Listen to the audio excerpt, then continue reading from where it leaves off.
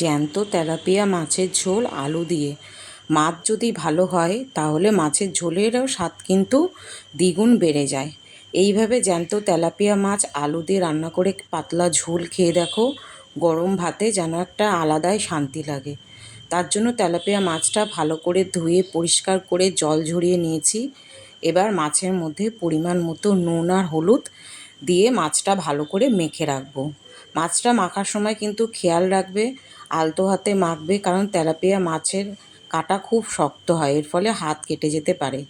মিক্সিতে কয়েকটা শুকনো লঙ্কা, আদার টুকরো, টমেটো একসঙ্গে বেটে নিলাম। তোমরা চাইলে কাঁচা লঙ্কা ব্যবহার করতে পারো। আলু বড় বড় টুকরো করে কেটে ধুয়ে পরিষ্কার করে রেখেছি। এবার কড়াতে সাদা তেল গরম করে প্রথমে মাছের মুড়োগুলো ভেজে তুলে নেব, একদম লাল করে। সাদা তেলের জায়গায় তোমরা চাইলে সর্ষের তেলও ব্যবহার করতে পারো। আমার মাছ ভাজা হয়ে গেছে, এবার একটা জায়গাতে তুলে রাখলাম। এইভাবেই বাদবাকি মাছগুলো আমি লাল করে ভেজে তুলে রাখবো। ওই তেলের মধ্যে তেজপাতা, শুকনো লঙ্কা, গোটা জিরে ফোড়ন দিয়ে আলুর টুকরোগুলো দিয়ে নেড়ে চেড়ে লাল করে ভেজে নেব।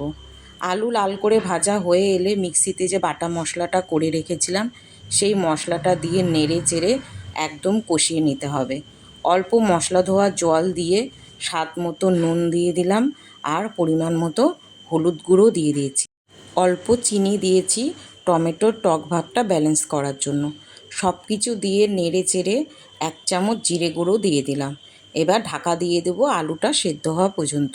আলু ভালো করে সেদ্ধ হয়ে এলে, মশলাটা ভালো করে কষিয়ে তেল ছেড়ে এলে, এবার এর মধ্যে ঝোলের জন্য পরিমাণ মতো জল দিয়ে দেবো। জলটা দেওয়ার পরেও নেড়ে চেড়ে ফুটে উঠলে ভাজা মাছগুলো দিয়ে দেবো। ভাজা মাছগুলো দেওয়ার পরে ঝোলের সাথে ভালো করে মিশিয়ে নিয়ে অল্প কিছুক্ষণের জন্য ঢাকা দিয়ে দেবো। এবার আলু পুরোপুরি সেদ্ধ হয়েছে কিনা একটু দেখে নেব। আলু সেদ্ধ হয়ে এলে একটা জায়গাতে ঢেলে নিলেই রেডি আমাদের জ্যান্ত তেলাপিয়া মাছের পাতলা ঝোল আলু দিয়ে। ভিডিওটি দেখার জন্য সবাইকে অনেক ধন্যবাদ। পেজটাকে ফলো করে পাশে থেকো।